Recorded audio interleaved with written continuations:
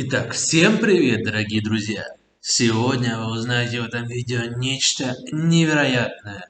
Я думаю, кто в курсе уже знают и наслышан, что совсем скоро заканчивается этап особого рынка, когда биткоин в скором времени приобретет коррекцию и будет, естественно, падать в цене. И все инвестора, люди, которые владеющие огромнейшей долей биткоина, будут продавать его. И тем самым многие инвесторы перейдут в альткоин, в этот рынок. И тогда, дорогие друзья, осталось уже совсем немного, произойдет памп очень многих криптовалют. По неким моим ожиданиям, VeChain, XRP, Tron и Cardano будут иметь повышение в 200-300%. Вы думаете, что это просто детский сад? Я вам скажу, что однако это не так.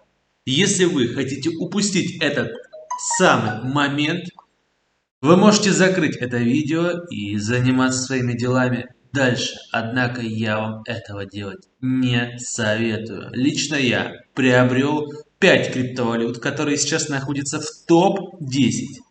И уверен на 110%, что в скором времени будет огромнейшее повышение стоимости. Мои вложения в $1000 окупят мои ожидания. Я намерен выйти из рынка, когда уже закончится сезон альткоинов, не менее суммой в $3000. И будет самое великое спущение, когда криптовалюты будут продаваться, падать в цене. И этот срок может занять больше года. И когда вы нащупаете момент покупки, через определенное количество этого времени вы сможете покупать криптовалюту по очень низкой и выгодной для вас стоимости. Здесь и состоит стратегия, чтобы на конце медвежьего рынка приобрести криптовалюту, получить эти самые 200-300%, продать ее и переждать. Ни в коем случае на нисходящем тренде я вам не советую входить в рынок. Вы имеете все шансы слить свои заработанные деньги. Поэтому вам для размышления топ-10 криптовалют альткоинов, в том числе и эфириум, который легко, по моим ожиданиям, сможет вырасти до отметки в $6000 уже в этом году. Принимать решения исключительно вам. Ну а теперь пока. До скорых встреч, друзья. Only one man in a million really understands, and it's a tax on people that have had faith in their currency that the government's issued. It's interesting in the United States. The value of the dollar since I was born has declined by 94% to 6 cents. So inflation that they're relatively unfamiliar with or new, and it's just an interesting activity, being a financial regulator and sitting in your chair. So, I mean, when you think about the technology and the challenges that poses, how do you go about the business of identifying and keeping your eye out for the risks, again, not just in or associated with the product, but with the technology itself as it becomes either commoditized or infiltrates the traditional financial marketplace? Well, again, we're for innovation. So really in more mature areas like use of the cloud or artificial intelligence, there continues to be challenges of how regulators look at those things. Does the cloud represent a higher degree of cyber risk? Is artificial intelligence, if you use it, do you perhaps violate concepts of fair lending or disparate impact that are concepts the CFPB has? So all these are questions that really need to be solved. So I consider that kind of the crypto's kind of the new thing. The core fintech are sort of established process that have gotten to some stage of maturity but still need increased level of maturity for regulation. So that's why in that report we kind of separated the two. One, we weren't finished with the digital asset work, so we weren't ready to publish on it.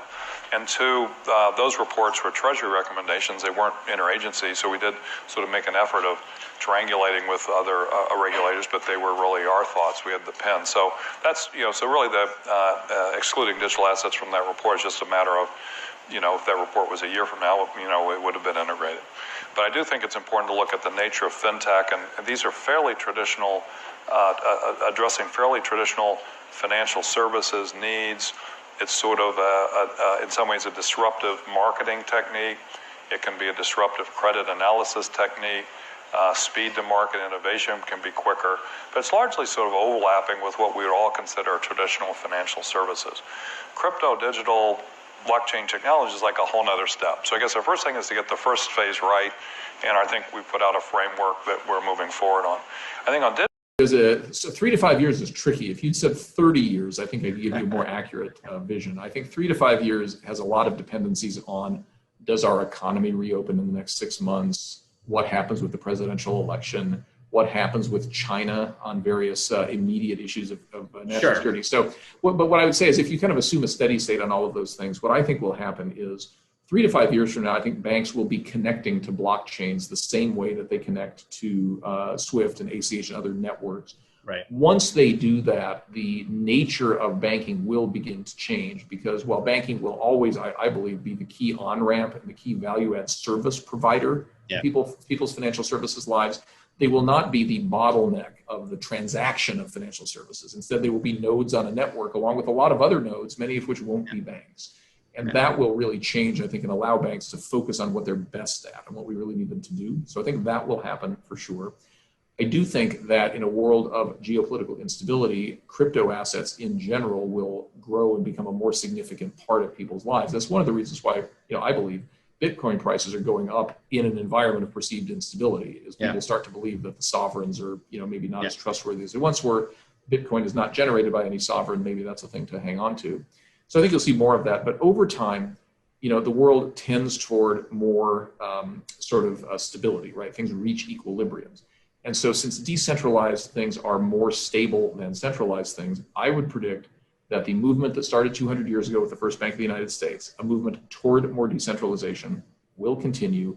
Banks will adapt to that. They will add value to that, and the world will go on. But it'll go on in a cheaper, faster, more accessible way than it has before. And that'll be through the good work of people like you. So that would be my view. It's awesome. The money movement continues.